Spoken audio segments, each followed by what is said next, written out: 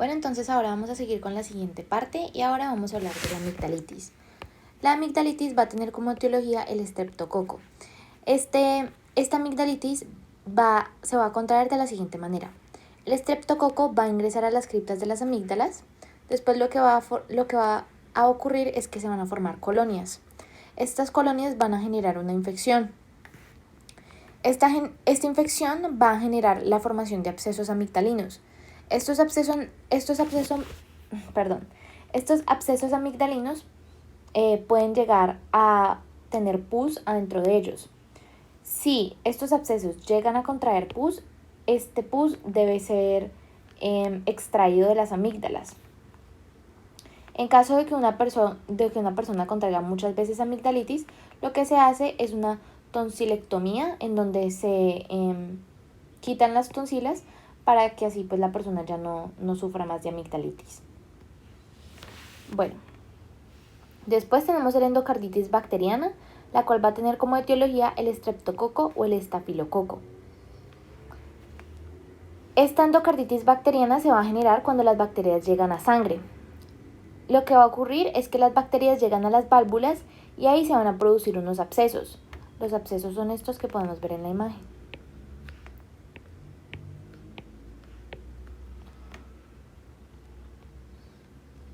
Estos abscesos van a formar vegetaciones que son grupos de colonias en la pared. Estas vegetaciones después van a viajar a sangre y van a producir una embolia séptica. Después lo que va a ocurrir es que se van a enviar bacterias a diferentes órganos o sistemas y se van a producir infecciones. El tratamiento para la endocarditis bacteriana es que pues, se deben reemplazar las válvulas y se deben recetar antibióticos, pero pues, el principal tratamiento es el trasplante de válvulas. Bueno, ahora siguiendo pues vamos a hablar de la sinusitis bacteriana. La sinusitis bacteriana va a tener como etiología el estafilococo o el estreptococo o la Haemophilus influenza. Hay una sinusitis que es aguda y también vamos a tener una sinusitis que va a ser crónica. Aquí lo que va a pasar en la sinusitis es que las bacterias van a colonizar la mastoides o los senos paranasales. Después se va a producir una infección o una necrosis del hueso y esto va a producir meningitis. Y la meningitis va a llegar al cerebro. Bueno, pues siguiendo tenemos la otitis media. La otitis media va a tener como etiología el estreptococo, el Haemophilus influenza o el estafilococo. La otitis se puede presentar en personas con amigdalitis y ocurre principalmente en los niños. Esto debido a la anatomía de la tuba auditiva en los menores de edad, ya que en los menores de edad la tuba auditiva es recta. En cambio, en los mayores de edad, pues la tuba auditiva va a ser más angulada. Importante mencionar como la etiología en los mayores de 2 años va a ser el estreptococo y como en menores de 2 años va a ser la Haemophilus influenza. Aquí se puede mencionar que la otitis media puede causar meningitis y esto va a ser cuando el tímpano se rompe. Esto va a ocasionar de que el tímpano libere pus. Bueno, ahora vamos a hablar de la meningitis. La meningitis tiene como etiología las bacterias gram negativas, el estreptococo y ya. Esta es una inflamación de las meninges. La meningitis es una inflamación de las meninges y esta es la primera causa. Y la primera causa de meningitis va a ser la diseminación bacteriana desde los senos paranasales. Es decir, la causa principal para que una persona contraiga meningitis va a ser la diseminación bacteriana desde los senos paranasales. La meningitis puede producir rigidez de nuca, puede afectar la movilización, puede generar abscesos cerebrales o hasta puede llegar a ocasionar la muerte. Importante mencionar que la meningitis en los pacientes de 10 años o menores con un cuadro gripal sin causa encontrada pueden llegar a tener meningitis. Es decir, si una persona menor de 10 años llega a urgencias con un cuadro gripal y no le encuentra la causa de ese cuadro gripal, lo más probable es que este paciente sufra de meningitis. Bueno, vamos a seguir con el meningococo. El meningococo va a tener como etiología la Neisseria meningitis. Esta enfermedad va a ser muy tóxica y puede llegar a producir la muerte. Produce una reacción inflamatoria debido a las toxinas y puede producir deshidratación, al igual que la muerte. Este meningococo va a ser de evolución rápida y va a producir un cuadro de manchas que contienen colonias de meningococo. Si se tiene en contacto con un paciente de meningococo, este paciente va a tener que hacer una cuarentena. Bueno, ahora vamos a hablar de la osteomielitis. La osteomielitis va a tener como etiología los gérmenes gram positivos, el estreptococo y el estafilococo. Esta osteomielitis no se adquiere por diseminación directa debido al periósteo. Es decir, ella no va a afectar al periósteo directamente. Estas van a ser adquiridas por vía hematógena, es decir, por vía sanguínea. Si hay fractura, esta sí va a poder entrar por vía directa, es decir, por el hueso. ¿Cuáles son los síntomas y los signos? Pues puede producir un cuadro clínico de fiebre y dolor. En la médula se puede producir una sepsis y pues hablando de los antibióticos, pues se puede decir que estos van a ser muy tóxicos y se deben tomar por mucho tiempo.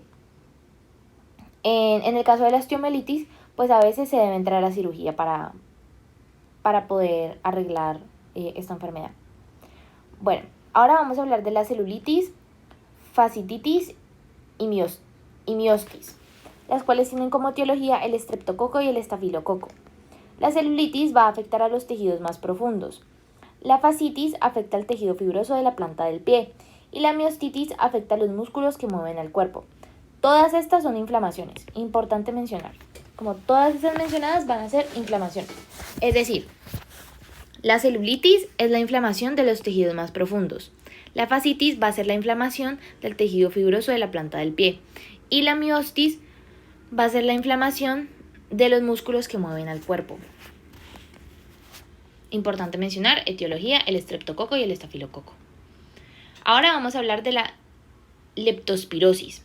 La leptospirosis va a tener como etiología la Leptospira interrogans, la cual va a provenir de la orina de los animales.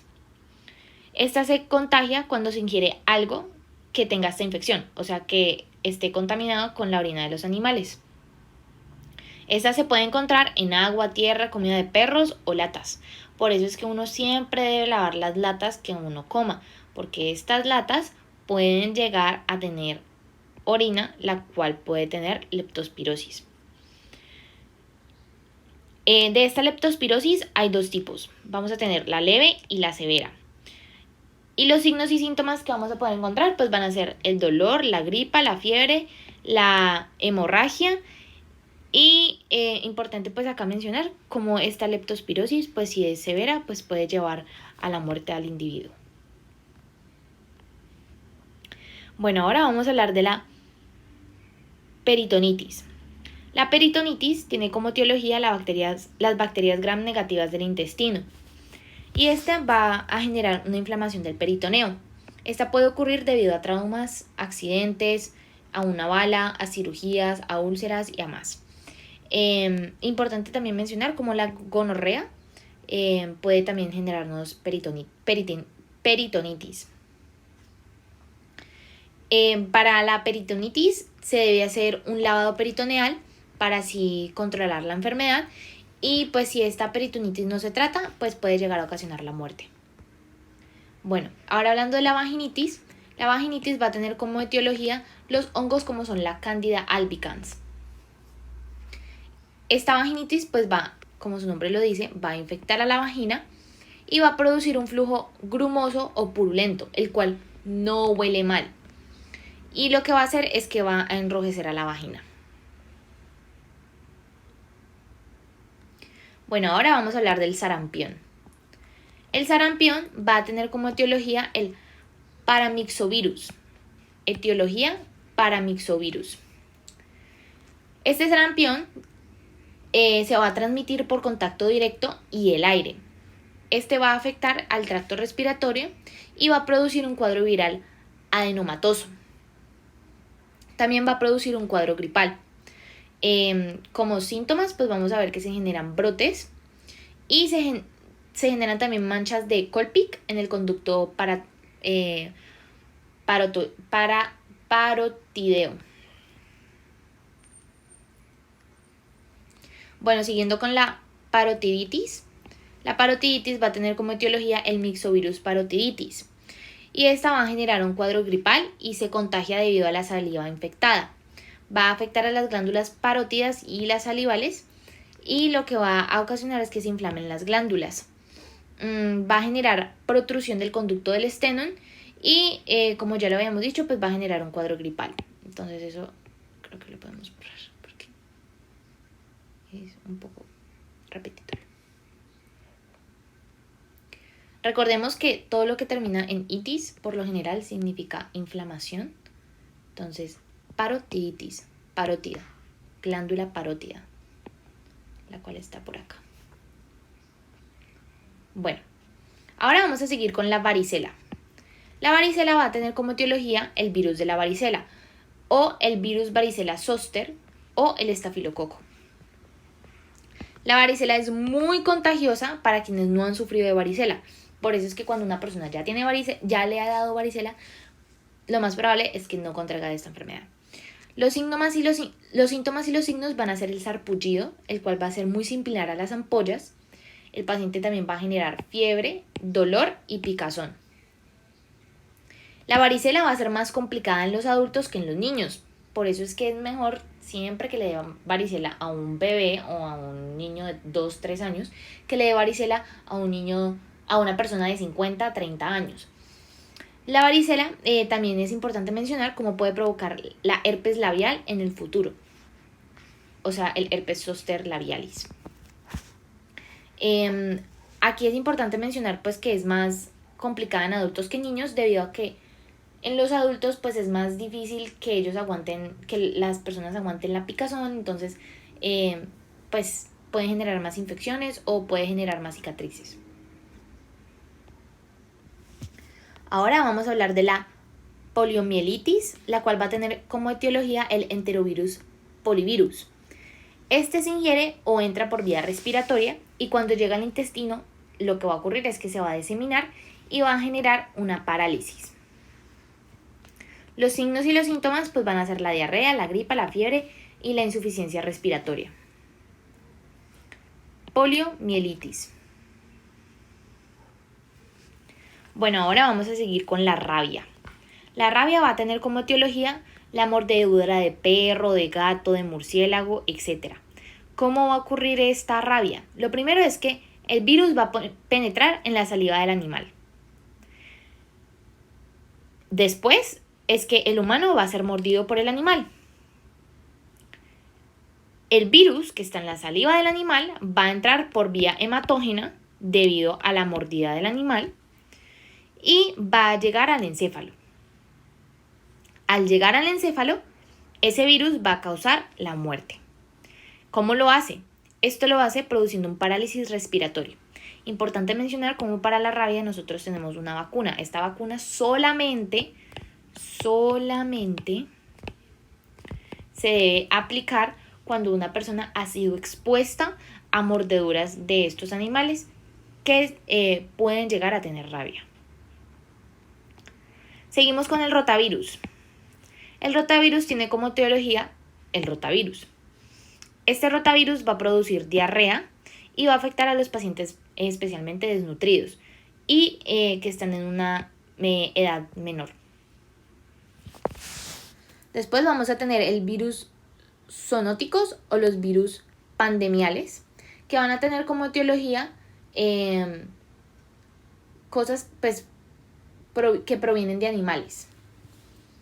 Un gran ejemplo de este podría ser el COVID, el cual se piensa que provino de un murciélago. Entonces, el 50% del material debe ser idéntico al material genético del humano. Es decir, para que se contraiga la enfermedad y se genere este virus pandemial, el 50% del material del animal debe ser igual al del humano.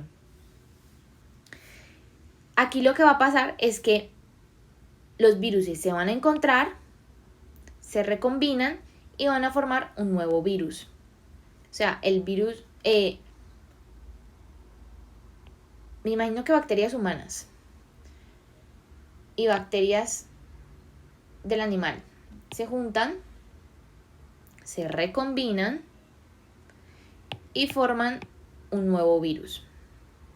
Las corrientes ambientales es importante mencionar cómo estas van a ayudar a la transmisión. ¿Esto por qué? Porque supongamos que el virus estaba en China. Esta es China, perdón, yo sé que espérense, mejor. Hagámoslo mejor, que no me hagan bullying. Esta es China y esta es Colombia. Ay, yo sé que no dibujé bien a Colombia. Si la pandemia comenzó acá, la brisa lo que va a hacer es que el virus viaje lentamente al país, así volviéndolo una enfermedad pandemial. Importante mencionar cómo estos viruses van a ocasionar neumonías y cuadros respiratoriales, como fue en el caso del COVID.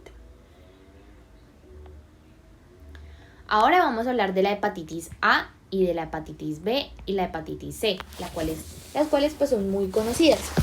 La hepatitis A va a tener como etiología el virus de la hepatitis A. Esta se va a ocasionar debido a la ingesta de heces por vía oral. Entonces supongamos que había un chef que entró al baño y se iba a limpiar y sin querer sus heces tocaron su mano en vez de tocar el papel. Y él, por ser un desprevenido, no se lavó las manos. Y después de haber entrado al baño, él fue y manipuló comida. Esa comida después llegó a una persona, esa persona lo ingestó esa comida y contrajo de hepatitis A. Esta hepatitis A va a generar dolor, va a generar diarrea y también va a generar ictericia. Importante mencionar, pues, como esta hepatitis A se va a curar con un reposo y como cuando una persona está con esta enfermedad, no se debe sobrecargar al hígado.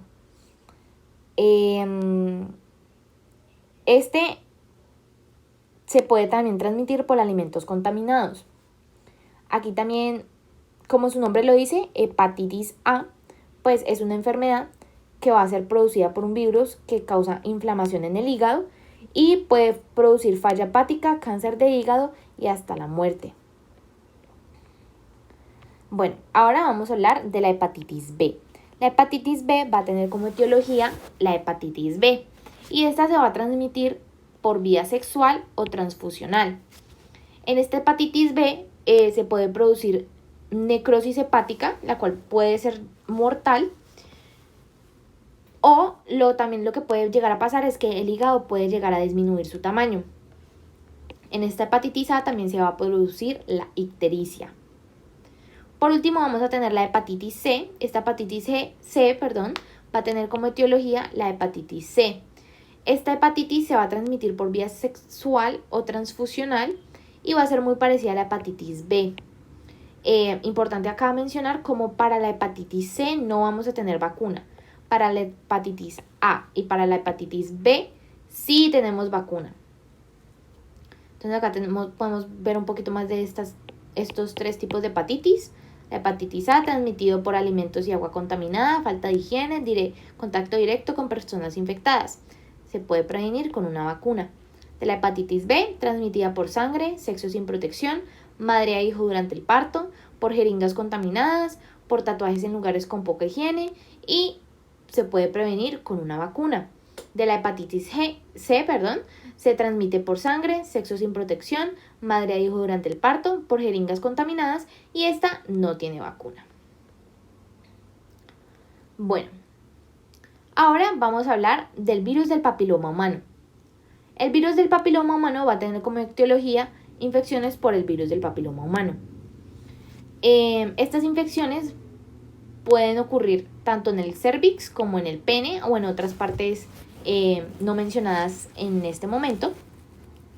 Este virus del papiloma humano puede llegar a ocasionar cáncer de cervix y también puede provocar verrugas o condilomas, los cuales son los que vemos acá. Para el virus del papiloma humano sí vamos a tener vacunas. Tienen 3 dosis. Bueno, ahora vamos a seguir con la enfermedad de Tinea capitis, la cual va a tener como etiología el Microsporum y Trichophyton. Perdón, ahí me disculparán. Este va a ser un hongo que se va a encontrar en la cabeza. Este hongo prospera en zonas cálidas y húmedas y puede generar caspa. Esta Tinea capitis también puede generar pérdida de pelo en la zona. Entonces es como una alopecia, pero una alopecia que es solamente en un lugar centrado. Bueno, por último por este video vamos a hablar de la Tinea capitis, de la tinea facial y corporis, la cual va a tener como etiología el dermatofitos. Esta va a afectar a la cara y a la espalda y va a generar una escamación, picación, coloración roja en piel. Bueno, muchísimas gracias, espero que hayan entendido todas estas enfermedades y que hayan podido aprendido un poco. Muchísimas gracias.